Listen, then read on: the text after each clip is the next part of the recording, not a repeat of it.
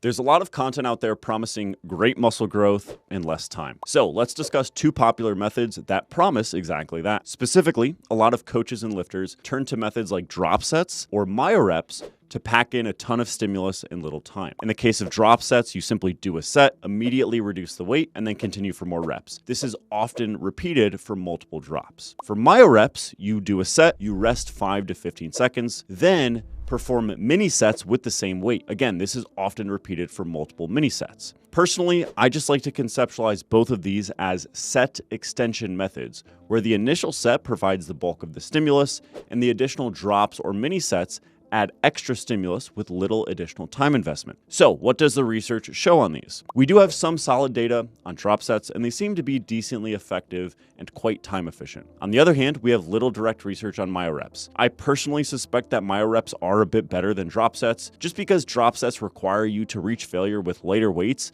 while also under high fatigue, and sometimes the discomfort that can come from that can be the limiter itself, and you can fail as a result of just kind of tapping out prematurely. If we observe lifters who have gotten great results, we don't see that these set extension methods like drop sets or Myo-Reps are the foundation of their programs. However, they can be a useful programming tool in specific scenarios, such as time-crunched accessory work. For example, they can be great for powerlifters who need extra volume but may not have much time after their main training with heavier compounds. They're also good just generally for single joint movements, where local fatigue is the limiting factor and not necessarily cardiovascular demands. And ultimately, that wouldn't make sense. There's a reason no one actually would suggest something like drop sets or Myo-Reps for an exercise like hack squats. I also think they're best for the final sets of the day when you want to squeeze out a bit of extra stimulus for a muscle group without impacting the rest of the session. My practical recommendation is to set up your program around traditional sets within your time constraints. Then